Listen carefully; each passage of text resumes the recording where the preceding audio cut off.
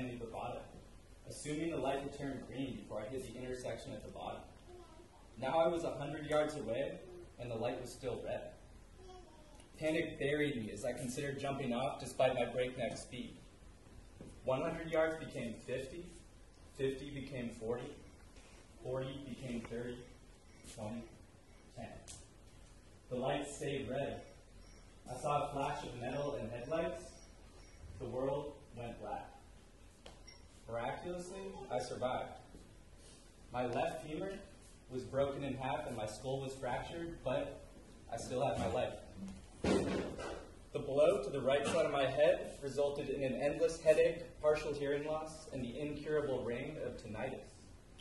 A year after the accident, the pain spread down my neck, and soon I had trouble holding my head up. Before long, the pain took my wrists, shoulders, and elbows, then my knees, ankles, and spine. Eventually, every fiber in my body was crushed by the debilitating pain and fatigue of fibromyalgia. It's a condition that affects around 5 million Americans, and the vast majority of them are actually older women. We know neither its cause nor its cure, and among the hundreds of reported symptoms, pain and fatigue are the only ones common to all. In my case, a dozen symptoms coalesce to form a relentless sensation of overwhelming anxiety. My body became its own prison.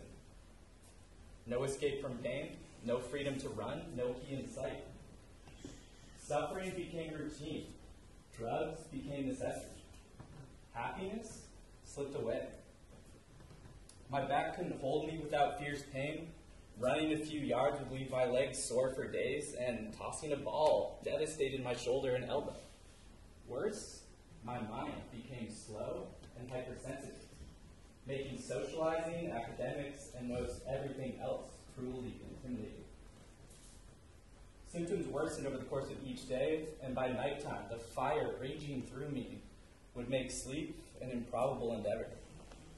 Lying down relieved the pain of sitting or standing, but the pressure of the mattress on the nerves in my back was excruciating. When my head hit the pillow, the jagged teeth of depression would sink deep. My mind would spiral down into darkness until the thought of suicide met me at rock bottom. I would catch myself. My mind would shift to my family, all those close to me, all the beauty and fortune in my life. Suicide would leave my mind. I would cry myself to sleep, and then I'd wake up feeling as though I hadn't slept at all. This progression was a nightly affair for months. History has given us the perception that a man who cries is no man at all, something weaker, something lesser. The disability that took me was entirely invisible, and because of this, I wanted to keep it hidden. The sense of invincibility that guided me into reckless decisions throughout my life was a residual of that history.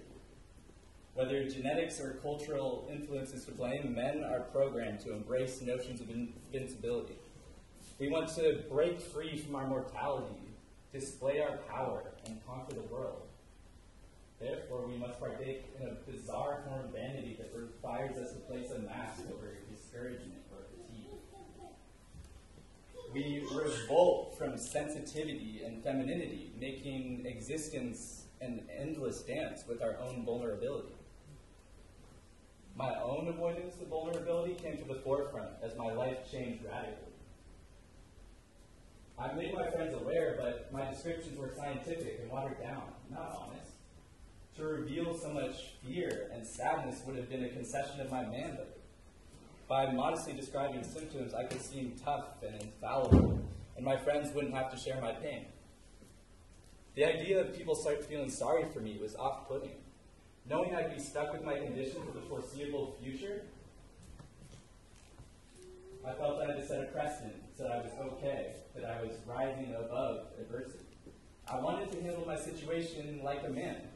What I didn't see then was that acting like a man meant biting off more than I could chew. I'd become that cliche male who chooses to stay lost instead of asking for directions, equal parts stubborn and self-destructive. I had to get help. The therapist I found after graduation had a practice for sufferers of chronic pain.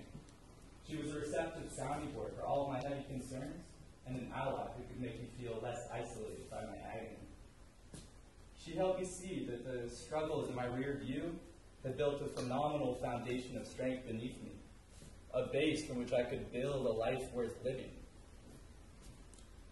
Around the same time I met her, I started reaching out to the fibromyalgia community. I befriended a woman who had been diagnosed 16 years prior, and I picked her brain about coping mechanisms and treatments. I even found a local specialist who taught me more about the disease and helped me decrease symptoms through diet and lifestyle. Though my body was still trapped, I no longer felt alone in the prison. I left my childhood home in the fall of 2013 to try my hand at independence. Many dark moments have passed since, but they've only made the light that follows brighter. Love and friendship, tolerance and acceptance, passion and positivity. These have become the antidotes for my broken mind and battered soul. Being honest with myself and others has become an obligation. Looking or feeling masculine is no longer a burden. I have no interest in being king of the hill, no perception of invincibility, and no real desire to beat anyone at anything. I'm a minnow in a deep ocean trench, a hummingbird high in the stratosphere. I feel small, fragile. Truly, though, I'm big, I'm battle-hardened. I'm one of the most resilient people I know. I'm comfortable with who I've become and where my life is headed. I know that I belong in this world, and I'm sure that I'm no better or worse than anyone I share it with. I'm as manly as I could ever want to be simply because I feel fully grounded in my own humanity.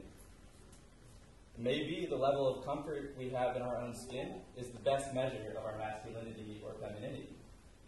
Whatever your brand of being is, as long as you own and embrace it, you're right where you need to be. Being entirely comfortable is difficult for some and nearly impossible for many more. We have these complex brains on top of complex bodies that exist in a world cluttered by categorization. By claiming that there are sets of traits that each sex should conform to, we are causing every person of either sex to wonder why only a fraction of the traits apply to them. Though I didn't realize it, I shaped much of my life around the traits in my category. I built up a wall and I put on a mask, but these things only served to hurt me when the wheels fell off. As I was forced to adapt, I became adept at ignoring the bullshit social constructs my mind once valued. I dropped the facade and I opened up to those I care about.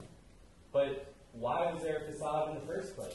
Why have we built this world in which our malleable youth are forced to question whether they belong in category A or category B? Sure, there are certain traits and roles given to us by nature, but we mustn't emphasize those roles and invent new ones. Doing so puts people into a box from which it can be difficult to escape. I mean, I escaped mine, but if I hadn't, I'd still be lost in the dark. This story, it would remain